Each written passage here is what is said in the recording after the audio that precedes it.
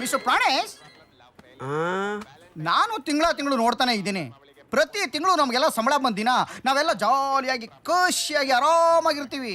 ತಾವು ಮಾತ್ರ ಅಂಡ್ಸುಡ್ ಬೆಕ್ಕಿನ ತರ ಬಾಲ ಮುದ್ಕೊಂಡು ಕೂತಿರ್ತೀರಲ್ಲ, ಎನಿ ಪ್ರಾಬ್ಲಮ್ಸ್? ಅಲ್ಲೋ ರಮೇಶ, ಈ ಹುಡುಗಿ ವಿಷಯನ ತಿಳಿವಲ್ತಪ್ಪ ನನಗ. ಈ ತಿಂಗಳ ಸಂಬಳದಾಗ ಟಿವಿ ಕೇಳಿಲ್ಲ, ಅದನ್ನು ಕೊಡಿಸಿದೆ. ಇನ್ನು ಹೋದ್ ತಿಂಗಳ ಸಂಬಳದಾಗ ಬಟ್ಟೆ ಒಗೆ ಮಷಿನ್, ವಾಷಿಂಗ್ ಮಷಿನ್ ಕೇಳಿದ್ಲು, ಅದನ್ನು ಕೊಡಿಸಿದೆ. ಇನ್ನು ಮುಂದಿನ ತಿಂಗಳ ಸಂಬಳದಾಗ ಏನ್ ಕೇಳ್ತಾಳೋ ತಿಳಿಲಾರ್ದಂಗ ನನಗ. ಅಲ್ಲ, ಈ ಹುಡುಗಿಯರಿಂದ ಹೋಗೋರ್ ಪಾಡಲ್ಲ, ನಾಯಿ ಪಾಡ ಅಂತೇನ? So nice. ಮಂಗಿನ ಮಗನೇ, ಹೆಣ್ಣು ಮಾಯೆ ಗಂಡು ನಾಯಿ. ಅದಕ್ಕ ಮಗನ ನೀನ್ ದೊಡ್ಡ ಸಿದ್ಧಾಂತ ಅನ್ನೋದು. ಮತ್ತೆ ಅದಕ್ಕೇನ ಮಂಗಿನ ಮಗನೇ ಅಂದದ್ದು? ಲೇ ಪ್ರಾಣೇಶ, ಒಂದ್ ಸಾರಿ ಯೋಚನೆ ಮಾಡು.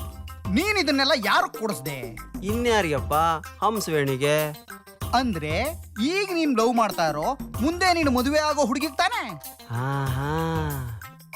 ಅಂದ್ಮೇಲೆ ಯಾಕೆ ಚಿಂತೆ ಮಾಡ್ತೀಯಾ? ಅವಳಿಗೆ ಮದುವೆ ಆದ್ಮೇಲೆ ಅದು ಕೊಡ್ಸು ಇದು ಕೊಡ್ಸು ಅಂತ ಜೀವ ತಿನ್ನೋದ್ ತಪ್ಪುತ್ತೆ. ಆಮೇಲೆ ನಿನ್ ಸುಖ ಆಗಿರ್ಬೋದ್ ತಾನೆ? ಹೌದಲ್ಲೋ ರಮೇಶ, ಅಂದ್ರೀಕಿ ಲಗ್ನ ಆದ್ಮೇಲೆ ಮನಿಗೆ ಬೇಕಾಗೋ ಸಾಮಾನೆಲ್ಲ ಈಗಿನಿಂದ ಹೊಂದಿಸಿಡಾಕತ್ತೇಳಂದಂಗಾತ. So nice. ಎಂತ ಚಿನ್ನದಂತ ಹುಡುಗ, ಇಂತ ಹುಡುಗಿ ಮೇಲೆ ಅನುಮಾನ ಪಟ್ಟು ನೋಡ್ ನಾನು. ಅದಕ್ಕೆ ಅನ್ನೋದು ಅನುಮಾನ ಅನ್ನೋದು ದೊಡ್ಡ ರೋಗ. ಸೋ ನೈಸ್ ಅಲ್ಲ? ಹೌದು. ಎಲ್ಲಿ ನಿನ್ ಡವ್ ಇಷ್ಟೊತ್ತಾದ್ರೂ ಆಫೀಸ್ ಕಡೆ ತರನೇ ಹಾಕಿಲ್ಲ? ಅವಳ ಹೆಸರೇನ್ ಹೇಳು? ನೀನೇ ಹೇಳ. ಹಂಸ. ಹಂಸದಾಗ ಬಳಕ್ತಾ ಮೈಯನ್ನೆಲ್ಲ ಕುಲುಕಿಸ್ತಾ ವಯ್ಯಾರವಾಗಿ ನಡ್ಕೊಂಡು ಇಲ್ಲಿವರೆಗೂ ಬಂದು ಸೇರೋ ಅಷ್ಟೊತ್ತಿಗೆ so nice.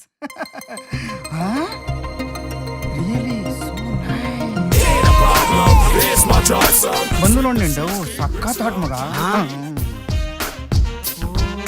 Lace it up, y'all. Come on now. Yeah, yeah, yeah.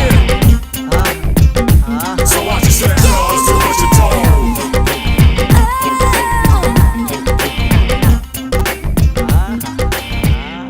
ಪ್ರಣೇಶ, ಬಂದ್ಲು ಹಂಸ, ನೀನಿನ್ ಧ್ವಂಸ. ಅನಿಸುತ್ತಿದೆ ಯಾಕೋ ಇಂದು ನೀನೇನೆ ನನ್ನವಳೆಂದು. ಆಹಾ ಎಂಥ ಮಧುರ ವಾಸನೆ, ಏನಿ ದುರ್ವಾಸನೆ. ಹಾಯ್ ಪ್ರಾಣೇಶ್, ಇದು ಈ ತಿಂಗಳು demand voucher. Bye. Thank you. Kinetic Honda, Godrej bureau. ಆಹಾ ಎಂಥ ಮಧುರ ರೋದನೆ.